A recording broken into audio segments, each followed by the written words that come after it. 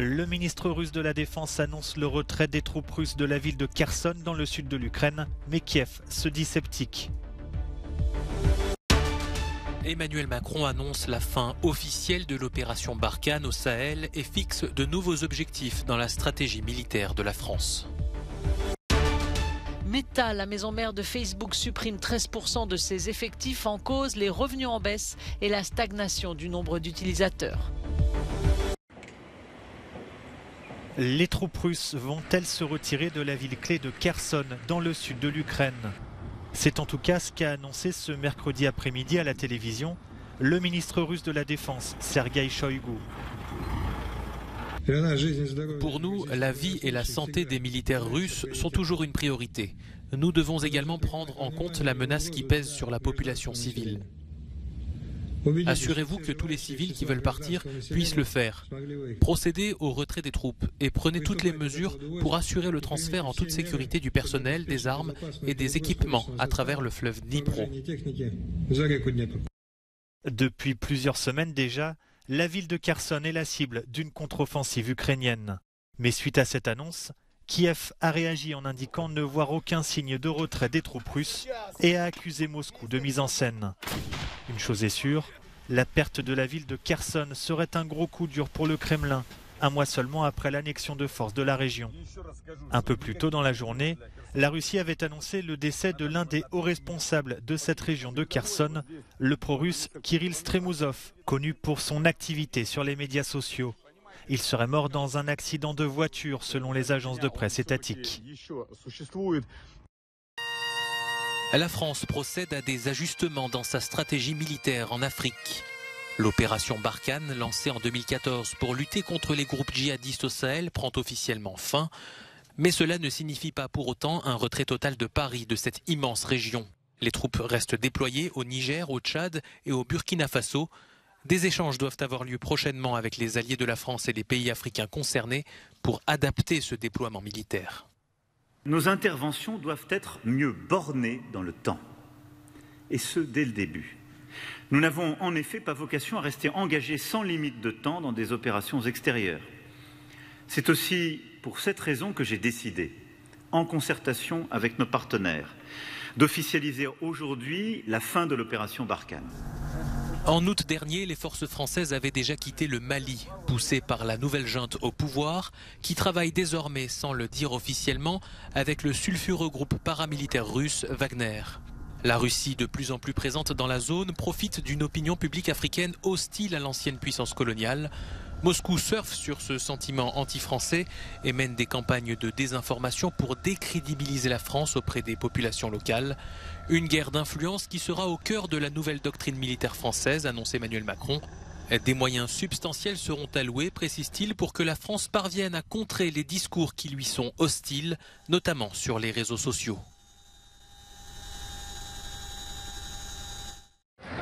Les sondages prédisaient une grande vague rouge, mais les démocrates semblent avoir limité la casse aux élections américaines de mi-mandat. Si les dernières tendances se confirment, le parti de Joe Biden ne concéderait aux républicains qu'une courte majorité à la Chambre des représentants, tandis que le suspense persiste pour le Sénat. Dans l'État clé de Pennsylvanie, le démocrate John Fetterman a remporté un siège décisif contre le chirurgien superstar Mehmet Oz, adoubé par Donald Trump. Mais les républicains ont renforcé leur mainmise dans d'autres États comme la Floride. Le sénateur Marco Rubio a conservé son siège et le gouverneur Ron DeSantis a été élu à une large majorité. Ces élections sont d'une importance cruciale pour l'avenir politique de l'ancien président Donald Trump qui a fait campagne pour soutenir les candidats républicains. Même si son nom ne figure sur aucun bulletin de vote, le milliardaire mise sur une large victoire de ses lieutenants pour se lancer sous les meilleures conditions dans la course à la présidentielle de 2024. Dans plusieurs États décisifs comme l'Arizona, la Géorgie et le Nevada, les résultats définitifs ne seront pas connus avant plusieurs jours.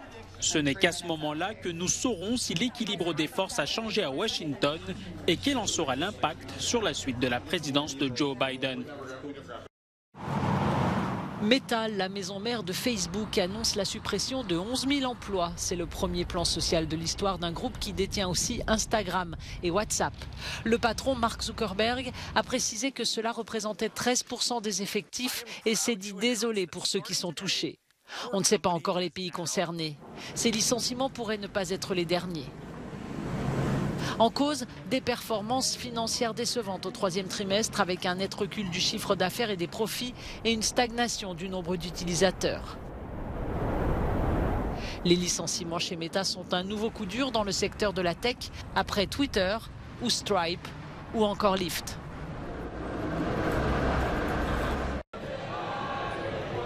Grève nationale ce mercredi en Belgique et en Grèce et perturbations attendues jeudi à Londres et à Paris.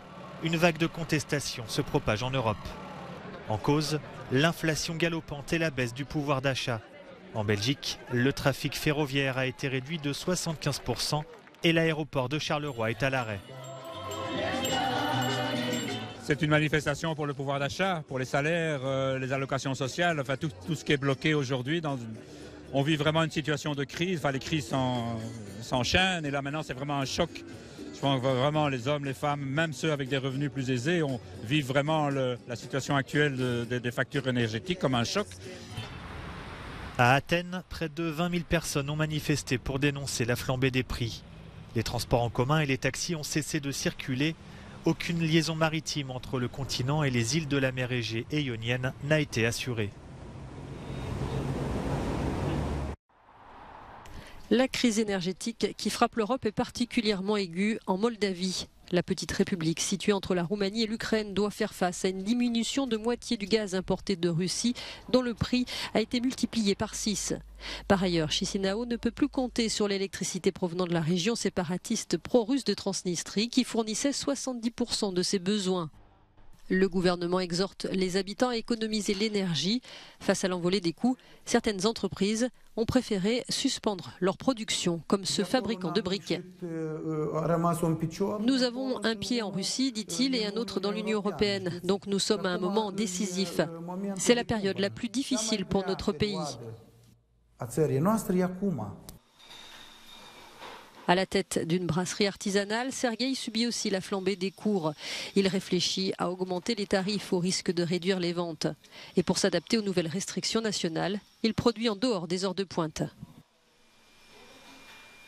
Nous avions l'habitude de dépenser environ 12 000 lei, soit 700 € par mois pour l'électricité.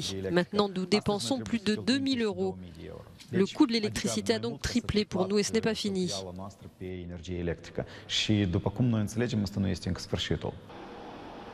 La présidente de la Commission européenne, Ursula von der Leyen, est attendue jeudi en Moldavie pour discuter d'un renfort de l'aide à ce pays candidat à une adhésion à l'UE.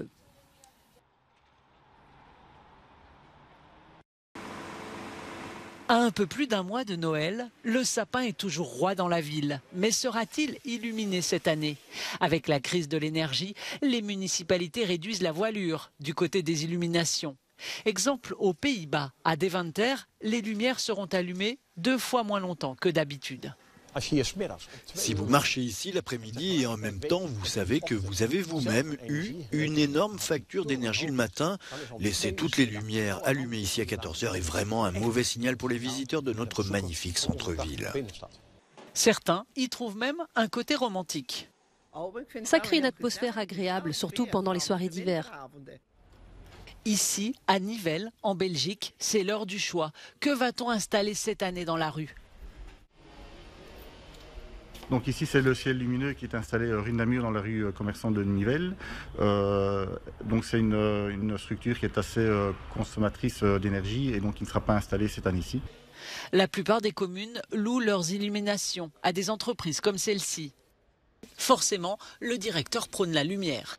Notre conseil à nous, c'est plutôt illuminer, oui, mais mettons des timers, réduisons peut-être les plages horaires, faisons un effort.